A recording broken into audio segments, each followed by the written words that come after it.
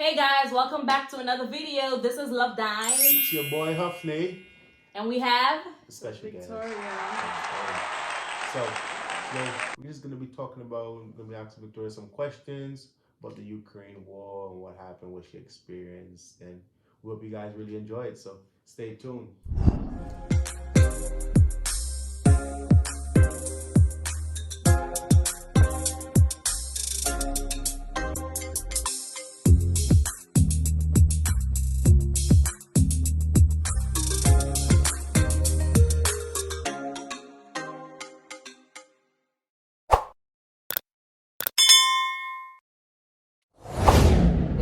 So, basically, Victoria, can you just tell us a brief background, about yourself, where you're from, everything prior, before Ukraine, your studies, how old you are now, just to give the audience who you are.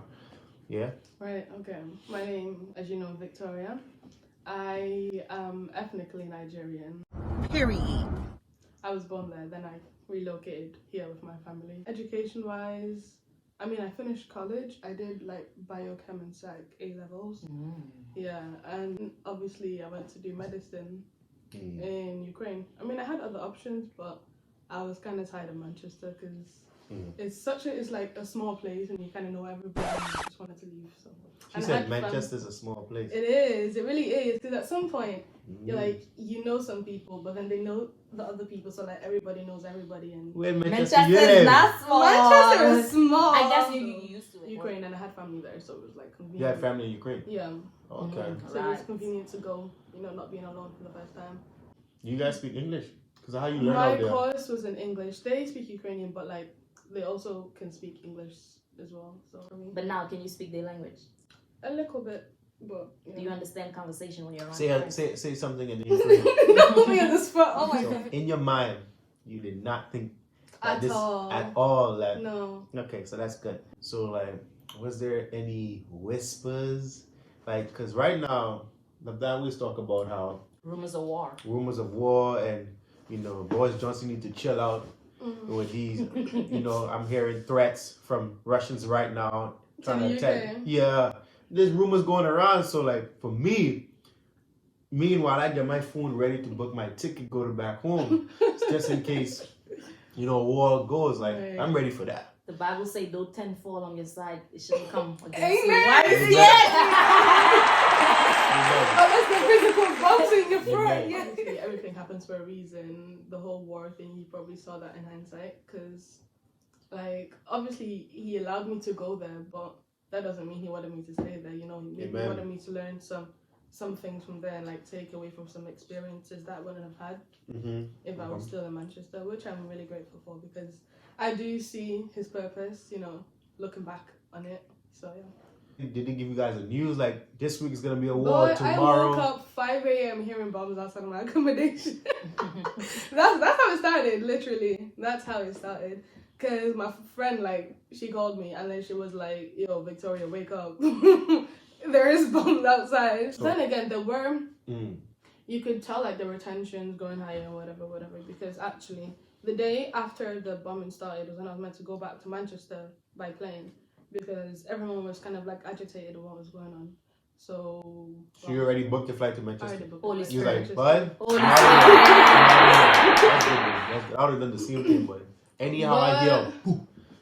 No, I booked it before the day, because there was we could all feel the tension, okay, anything could happen, we don't know what's gonna happen, but the school wasn't really saying anything, government wasn't saying anything because no one was sure. But my mom just booked it just in case. But Smart it happened mom, to be the next day, Wow, so yeah, but go back to that 5 a.m. You yeah, sleeping. right. So she woke me up and everybody was just up. No one was sleeping anymore. In fact, she told me that before the whole accommodation shook and one of my friends in the room, the plates fell and it broke. That's how they could feel the vibrations of the bomb. And I don't know how, but I wasn't scared. I was more in shock. How does a bomb feel? I've never been around a bomb to know what's that feeling like? Boy, don't ask that because I remember asking God. Yeah, I wonder what it's like to be in a bomb. You ask God for that. You see, I sometimes was like, we be asking God for and it things wasn't- that we can't handle. You see, it wasn't even like a prayer, like, God, please let me be out. In that whole 5 a.m. whatever, in the next like 30, 45 minutes, we had like 20 bombs. It was, they were going, boom, boom, boom. exactly, they were going non-stop. They had no chill. They were, Were you running up and down and I was, you know? I was just in my room opening the window to see if I could see the bomb. At the end of the day, I couldn't like take the flight because the government closed the airport because I think a part of it was burning or something. Wow. Yeah, so couldn't do that. And then came the next day. The accommodation people, they had bunkers, so they told us all to come down, grab blankets and stuff to go down to the bunkers and stuff. So, you know, that was cool, but like you could still hear the bombs because it was on the ground and you could just like feel, yeah exactly. Did you take your personal items with you? Yeah, essentials. I got my documents in my backpack and like other random So all stuff. those fancy clothes, just let them up. Dude, they're still there, and I'm so. I know I should be grateful for my life, but dude, that You know, I was thinking about that. I was like, that hurt wait, because a lot of my clothes are there. The bombing started, and there was obviously a shelter over it, but it was still outside. And let's say you'd hear a bomb one side, everybody would run that side, and then you hear one this side, everybody would run this side. You'd literally see parents leaving their like baby trams, dropping it and just carrying their babies, or like people just leaving their luggages and just they were just jetting out of there. They would not wait.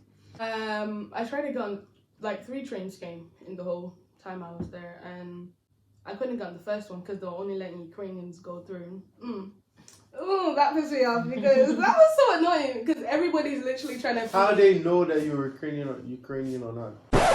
Obviously, passport. Yeah. Bruh. No, but like I mean, if it's like a Bruh. I'm black. oh, Ukrainian's white. They're racist people everywhere. They're nice people everywhere. Right? Black Lives Matter, boy. And I got on the third one. Like literally, I fought my way through because I wasn't about to stay, and it was like hours had gone by. Like I got there at 9 a.m. I only got on the train by like 5 or 6 p.m. And so we got to Lviv, which is another city, and at like 4 a.m., 3 a.m. You know, it was so chaotic. Everybody was everywhere. Like so many friends from different areas of the country. You'd see them in Lviv because everybody used there to like get out the country. So like we couldn't get on a train. We tried and searched. It got to like evening time, around like 3 or 4 or something like that. We still couldn't like find a way out. Because it wasn't far from the border, I could get a taxi to the border and just like go to Poland. But my other friends were like, no, they don't want to go Poland. They want to go Hungary because they're scared and this and that. Anyways, I went to Poland myself. But then I met 2 other friends on the way, like they were guys, which I'm grateful about because they carried my luggage for me. Because dude, by the time we got to the like taxi, whatever to the border, there was a line of 40 kilometers, like probably more than 40 kilometers. And we had to walk because if we stayed in the car line, you wouldn't be moving for a few days and you never know what's going to happen. And my objective at that point was just to leave. Literally, I wasn't going to wait for anything. The taxi stopped at the 40 kilometer whatever, and we had to walk 40 kilometers to the Polish border. That was not a nice experience at all. It was so tiring. It was like 2 days on foot. I didn't even stop to take a break because It was what? 2 days on 2 foot? days on foot. Well, you know, you see some people, then you lose them, then you meet them again because people are walking at different paces. And so some people kept seeing me like walking alone. They were like, "Are you okay?" and things like that. Because I was so tired. My box was heavy, my bag was heavy. There were so many hills, and it's literally going uphill and downhill as well. And it was so tiring. I thank God for divine helpers because I don't think I would have made it because I nearly like fainted like 2 or 3 times in the whole journey. And yeah, so we got to the border kind of thing. The Ukrainian soldiers, they stopped everyone like 6 kilometers away from the actual border, and they sorted Ukrainians in one line, foreigners in one line. What was crazy was Ukrainian lines were just like they were just around. They were not that long. But then you see foreigners going on down, and they got like buses for Ukrainians to get on and go to the border first. And we spent like another like a day and a half in this whole scenario, whatever, because they wouldn't let foreigners go. at all. They like let all the Ukrainians go first, which is a bit crazy because it's your country. You shouldn't be trying to keep people who are not from your country in your country. And they told us all to line up in our different countries. And we did, and they kept telling us to sit down, stand up, and this and that. They were like brutal, treating us like animals. I was so upset, and like not even in the crying way, in the annoyed way, because like at the point I was just thinking like, God, why am I going through this? You told me to come here, so why am I going through this? But you know, I just had faith because I was thinking God could not tell me to go to a country that He was gonna abandon me in. You know, it wasn't gonna happen. I was just like, God, you did not bring me here to die here, but to be a victim of war. So I'm gonna trust you. You know, they were actually letting people go, but bit by bit. So only like not a lot of people basically. So when I got to Alton, they were like, they got a bus for us. Lives of their own people more important than others, and it was disgusting. It was not nice. And they brought another bus trying to take us back to Lviv, the place where we're trying to escape. Yeah. And I'm like, no one is gonna go back. No one is gonna go back. Even people who are sick, I feel so bad for them because they had to take them back to the hospital, which was, you know, the whole 40-kilometer journey. It was basically in the middle of nowhere, So they had to go all the way back, and I feel so bad for them. I was just, no one was gonna go back. So when they tried to take us back, we literally started protesting, and like, because this was like a Sunday now, and everybody was like, you know, we've been like this for 4 days. No like food, no water, no anything. Everybody's tired, and and it was freezing. Oh my gosh, it was so cold. And my box broke, and I had to like keep dragging it along. And they did not care basically, and they were just telling us to do whatever. They were shouting at us to like get in line and saying Nazat. It's like telling us to move back. It's like move back. But like not in the friendly way, in the way they use their guns to tell you to move back. They threatened to shoot us. They were like shooting like guns in the air and stuff like that. Yeah, we were scared, but we were more like pissed off at that point that we didn't even care what they were trying to do. We just wanted to leave. Yeah, you know. So we all like they're trying to push us back, but we all like pushed them back because there's a lot more of us than there were them. So like we pushed them back and stuff, and we made a run for it, 6 kilometers to the border. But what they did, they sent like police cars after us to try to get us back. They sent ambulances. They tried to run us over with 2 ambulances. Can you believe this? When they tried to run us over with, oh my gosh, the audacity. Long story short, I got to the border, and there were people there already since like for days, like a couple of days. People who lived around that area already. Yeah.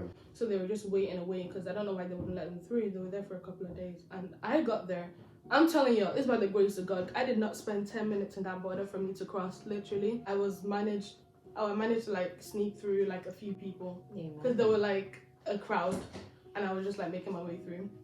And I crossed, and the Polish military is so nice. They're so nice. They saw me and they like told me, like they grabbed me to come through, you know, let me through and stuff like that. I had stopped. Because, like, when we got to the entrance of the border, people were, like, stopping. They were like, there's no point in you going there because they're not going to let you through. I'm like, they're not going to let me through, but God is going to let me through. Because, like I said, He makes a way, like, for real. He did not bring me to Ukraine to let me stay in Ukraine, knowing the current situation. He had a plan for me, and that plan was not going to stop for no man and no war. It wasn't going to happen. So, thank God I made it to the Polish border. Friends along the way. Completely different from the ones I started with, and I got like a hotel with them in Poland, and I just stayed there for a couple of days until I could find a flight back to Manchester, which is where I am now. So the whole time the goal was to get to the Polish border. Yeah. And that took you how long? Like 4 days. 4 days. Did you eat? Did you sleep? I mean, I did not sleep. The last day or the last 2 days, I was physically hallucinating. I would stand up and I would open my eyes and I would be dreaming. Hey, let me tell you. Like, on your way to the Poland border, did you in your mind think that I might not make it? No. Once, it didn't occur to you that I might. Babe. No. That's good. Because I remember standing when I was like this close to like Ukrainian military, and they were assaulting other people. You know when God said 10,000 might fall out your side and 1,000 on the other side, but it will not come near you. I was face to face with them. They were like hurting other people, shouting at other people, but they saw me and they didn't do anything. Like they just treated me like an actual human being, you know, which was which was a lot at that time, you know. Yeah. Well, we thank God that you're here. Yeah, thank God I'm here too. That's great. That's great. Okay, so after all of that experience, the dying, Yeah, Would you like what consider- did you learn from that, and like how it increase your helped your faith. faith? Yeah.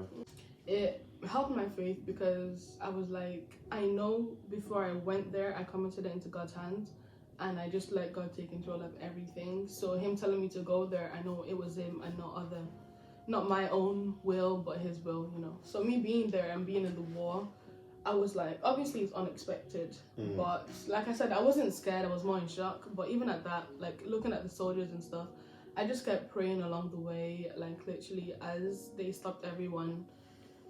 Even when I was walking, when they stopped everyone, they were just doing their craziness, displaying their craziness. I was just praying, and I was just like this, sitting down on my box, like, God, you cannot leave me here to die, literally. And yeah, I think I made it through faith, honestly. I was just repeating Bible verses, anyone I could remember, Psalms, I was repeating Psalms. It was, I just had faith because, like I said, he knows, you know, he knows me, he knows of my existence, so he cannot know that I exist in that situation and leave me there. So, yeah. When I tell you, they were calling me every second, every minute, any chance they got, honestly, like, I mean, I'm grateful because they were so worried, and even my friends and my family and everything, my prayer group, they were all praying and everything. My pastor was calling me, which was great, but not like, you know, my phone was dying, so I had to save battery. Give a little gospel encouragement. Okay. Yeah. So basically, what you guys should, I think you guys take from this is, before you start anything, put God into it, because He's got a plan for you, and you might not understand it at some point, but you should just trust him, because your ways are not his ways, like it said, and like things you might expect him to do might not be the way he would actually do his things. You know, just have faith. And whenever, you know, you're in a situation and it's kind of a bit tough and you're like, oh my gosh, God, why am I in this situation? You said this, you said that. Don't question God, because that actually annoys God. Just have faith, because he knows what he's doing. He knows what he's doing, honestly. Because right now, I could have complained that why am I in this, but right now I'm giving a testimony, and it can also, you know, boost other people's faith and help them and aid them. Maybe that's the reason God literally wanted me to go to Ukraine, to encourage people in the faith. And the reasons for God doing his things, you might not even realize it until like weeks or days later, months later. He has his own appointed time for everything. Guys, just have faith. Amen. Amen. So thank you again. Thank you guys for watching our video. Thank you Stay tuned for more. Hey.